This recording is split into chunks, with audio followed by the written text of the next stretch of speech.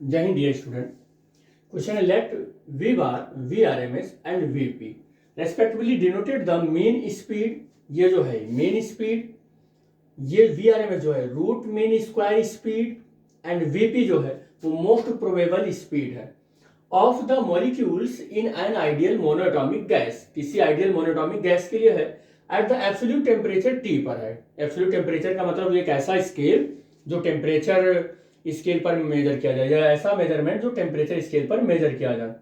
तो कह रहा है mass of the molecule is small m, और कह रहा है जो मॉलिक्यूल का मास है वो स्मॉल m है। तो देन इसमें से कह रहा है 4 ऑप्शन है, कौन सा करेक्ट होगा।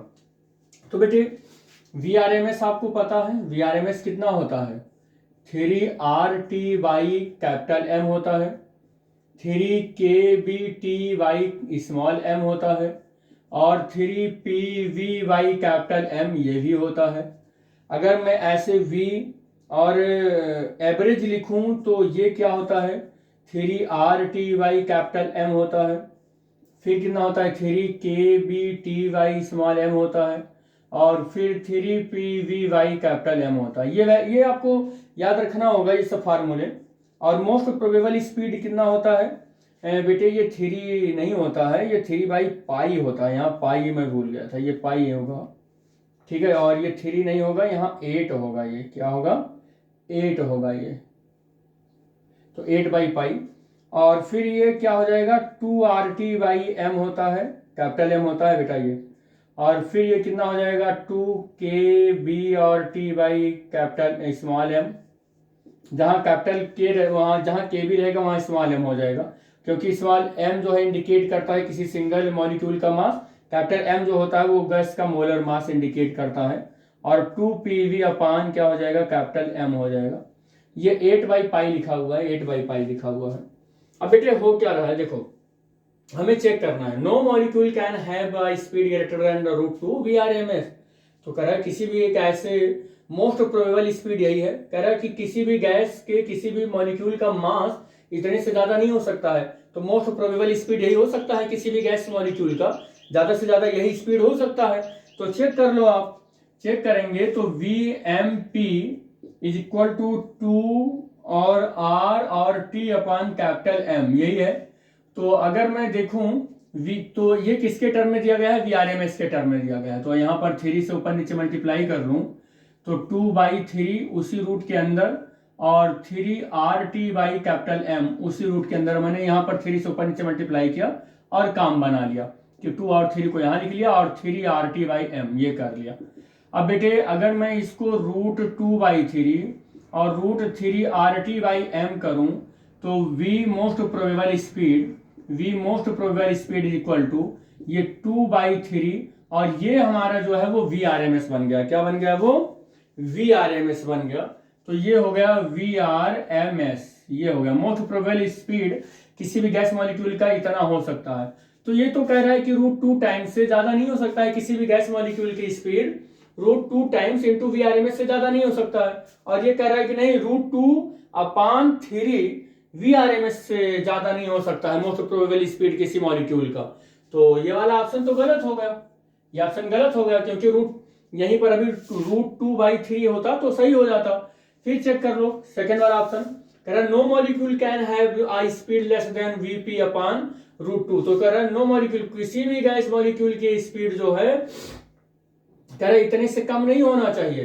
तो इतने से कम नहीं होना चाहिए, तो फिर मैं चेक कर लेता हूं अब की बार मोस्ट प्रोबेबल स्पीड MP और मतलब मोस्ट प्रोबेबल स्पीड और 2RT/m होता है।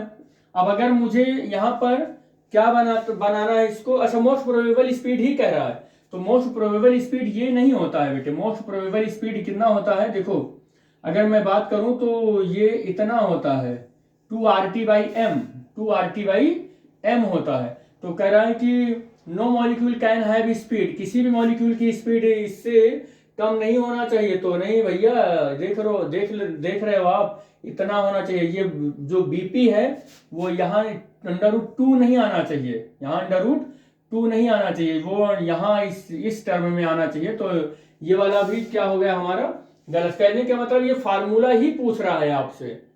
लेकिन नेक्स्ट वाले में देखो आप, कह रहा है कि Vp is less than V bar is less than VRMS। कहने का क्या चाह रहा है कि सबसे ज्यादा जो मॉलिक्यूल्स हैं उनकी वेलोसिटी VRMS है, फिर V एवरेज है और V मोस्ट प्रोबेबल स्पीड है।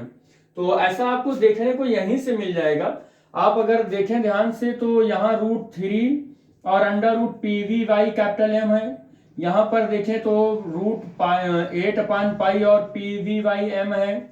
और यहाँ पर ध्यान से देखें तो 2 इंटू √PV/m है। और आप ध्यान से देखें तो ये जो है ये कहना चाह रहा है कि 1.7 लिखा हुआ है, ये कहना चाह रहा है 1.6 है और ये कहना चाह रहा है 1.4 लिखा हुआ है। अब आप देख सकते हैं कि किसकी स्पीड सबसे ज्यादा है, इसकी 1.7 इंटू सेम टर्म है ना, ये सेम टर्म है तो ये डिवाइड हो गया, ये रेशियो लोगे तो कैंसिल हो जाएगा। फिर इसकी स्पीड सबसे उसकी, इसके बाद इसकी स्पीड है, इसके बाद इसकी स्पीड है। तो कह रहा है कि क्या ऑर्डर सही है? हाँ भैया देख लो ऑर्डर भी तो सही है लगभग। बीपी है सबसे कम, फिर ये है और फिर ये है। तो ये वाला ऑप्शन क्या हो गया? सही हो गया, ये चेक हो गया, सही ऑप्शन हो गया। फिर कहता है average kinetic energy of a molecule. कह रहा है कि किसी मॉलिक्यूल की जो एवरेज काइनेटिक एनर्जी होती है, और एवरेज काइनेटिक एनर्जी का फार्मूला ½ mv/RMS², ये भी आप लिख सकते हैं।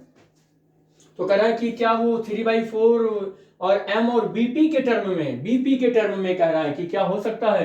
तो अभी अभी हम यहाँ पर देखें कि मोस्ट जो प्रोबेबल स्पीड है ये, इसका रेशियो और VRMS का रेशियो अभी अभी कैलकुलेट किया था हमने, ये कैलकुलेट किया है। क्वेश्चन में कह रहा है कि ये जो V, ये बार मत लगाइए, मोस्ट प्रोबेबल स्पीड को हम सिर्फ VMP से लिखते हैं। कह रहा है कि जो VMP है इसको कह रहा है VP से लिखो। अब आप देखो इस वाले क्वेश्चन को देखो, VP हो गया और √2/3 हो गया और कितना हो गया? VRMS हो गया। और VRMS इज इक्वल टू आप कैलकुलेट करोगे, VRMS इक्वल टू कैलकुलेट करोगे तो कितना हो जाएगा? √3/2 और इंटू BP हो जाएगा। दोनों साइड का स्क्वायर कर लो तो VRMS इज इक्वल टू 3/, कितना हो जाएगा? 2 हो जाएगा। ये कितना हो जाएगा बेटे? 3/2 हो जाएगा और VP हो जाएगा, कितना हो जाएगा? BP। और इसका होल स्क्वायर हो जाएगा, इसका होल स्क्वायर और इसका होल स्क्वायर हो जाएगा। तो आई थिंक ये इतना सही हो गया, 2/3 और इतना हो गया। अब ये वैल्यू जो है यहाँ पर पुट कर दो, VRMS यहाँ पर पुट कर दो। तो इज इक्वल टू 1/2 और m के लिए बोल रखा है, m is the mass of the molecule. और VRMS की यहाँ पर ये वैल्यू पुट करेंगे तो 3/2, और सब VRMS का स्क्वायर भी है तो मैं स्क्वायर की यहाँ ये पूरी वैल्यू पुट करूंगा। और BP का क्या हो जाएगा? होल स्क्वायर हो जाएगा। और यहाँ पर 3 और 2 जब 4 हो गया और m और BP का स्क्वायर हो गया।